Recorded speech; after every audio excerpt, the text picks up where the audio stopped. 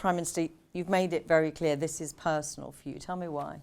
Well, it is personal. When I was the Chief Prosecutor, starting back in 2008, I met many victims of violence against women and girls and families of those victims, and I heard their experiences, and I had a sort of inner determination to do something about it. I heard the parents of Jane Clough, who was murdered by her ex-partner, and her parents, John and Penny, came to see me, and they told me at great length and in detail what had happened to their girl and their own experience of going through our criminal courts. And at the end of that meeting, I said, we're going to change this and we're going to do it together. And since then, I've had many victims. I've been absolutely determined. And part of the reason, in a sense, that I left the law and came into politics was because I felt that on issues like violence against women and girls, there was only so much that could be done within criminal justice, and we needed an all-government response. And therefore, I'm really pleased personally to be launching this strategy. Which is exactly what this strategy is about, isn't it? But there's some confusion, I think, because you will measure success, how it's working, by measuring, the document says, the proportion of people, that's women and men, over 16 who are victims of sexual violence. This doesn't sound like a violence against women and girls strategy if you're measuring violence against men and women, but not girls. Well, I think you can measure both, and then within that, we will obviously look at the different numbers for men and for women. But don't doubt my determination that we are going to deal with violence against women and girls. We've said... But why are you not measuring it? Well, within those numbers, you can differentiate, and so we can judge how we're doing. But it is important that the aim here is to halve violence against women and girls. That is really difficult. I mean, when we were doing this, when I was prosecutor, we were bringing down as a percentage the numbers, but halving it is really difficult. The cost to society of domestic abuse is a staggering nearly £90 billion. Rape is £6 billion.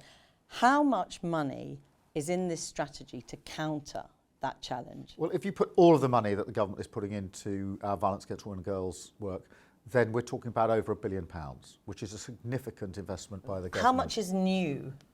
Quite a lot of it is new money. But not £1 billion? Not £1 billion, but collectively that's £1 billion. That is a big commitment from the government.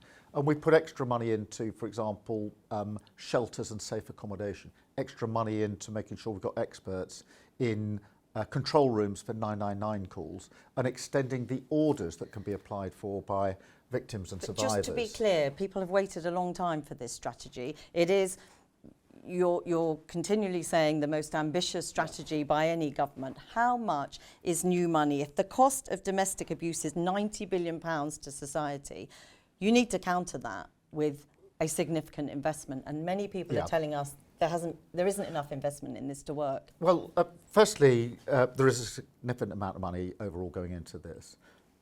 Secondly, all of the organisations and campaigners and those with real experience, lived experience in many cases, that have been working with us are really pleased to see this strategy, and they do think it's ambitious. A lot of them have told me today they're disappointed. Well, we had I think 50 or 60 of them into Downing Street. I personally worked with them in the day that they were in with us, and these reflect the things that they've told us matter most. Absolutely. In fairness, they all say we're grateful at the scale of ambition, but the scale of investment doesn't match your ambition.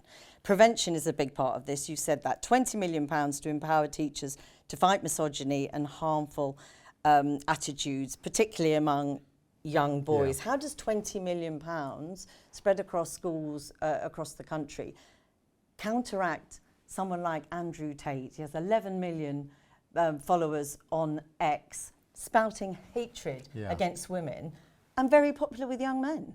Yeah, well, let me deal with both aspects of your question because they're both important. The first is that money can be spent in schools like this, going through relationship discussions, not as an add-on, but as a part of the core work that they're doing. I've seen this for myself, seen the children and young people engaging with it, and it is game-changing, and it's really important. It's been called for a very, very long time. Within that, and central to your challenge, which is a real challenge, characters people like Andrew Tate are a real difficulty, and for teenage boys, they need to talk about that because it's very difficult for them to navigate their way. Countering the damage he causes, you know, is £20 million up to that challenge. Just this morning he posted on X, the second you listen to women, instead of using them for children, society is cooked. He's on the same platform as your government pushes out communications, yet what can you do about him? Well, we can push out communications, but there's no substitute for having the discussion with children. But what can you do about him? Well, and people like him, well, who have enormous reach? Yeah, we need to firstly make sure that online platforms are only putting out appropriate content and in accordance with the law and the frameworks there. But we need to talk to young people about this. Many young boys are exposed to Andrew Tate and many other things of the same type, which is, on the one hand, a sort of an attraction, but on the other hand, loaded with misogyny. We have to talk about it. That's why we have to do the work within schools, talking to 13, 14, 15-year-old boys. I mean, not just boys, but particularly boys, I think, on this issue. That feeds into domestic abuse attitudes by young men, doesn't it? The men they end up being. Domestic Abuse Commissioner is hugely supportive of the ambition of the strategy, but says the level of investment falls seriously short, and without better funding, she simply doesn't see how the numbers of domestic abuse victims will fall. Well, the strategy is designed to ensure that they do. And we'll keep monitoring that. We put in significant resource across a number of different areas. But it's not enough. People say it's not enough. I appreciate some people say it's not enough, but many people do say it's a good strategy. We want to get behind it. Let's roll it out. Let's get it going. There will always be an argument. I do understand that. That you could spend more money. Of course there's an argument on that. We've put significant resource behind it. Something as huge as this that people have waited so long for. Hear me out, because it's important that we've spent a lot of time talking about the money. We've not spent much time talking about the actual measures in the strategy. So forgive me, I do think they're important. The preventative measures in terms of the teaching within schools, the domestic abuse protection orders, which are now available for anybody to apply for and can be indefinite. This has been a real problem in the past. The locating of experts in 999 calls is a game changer. It makes loads of evidence to show it makes a real difference.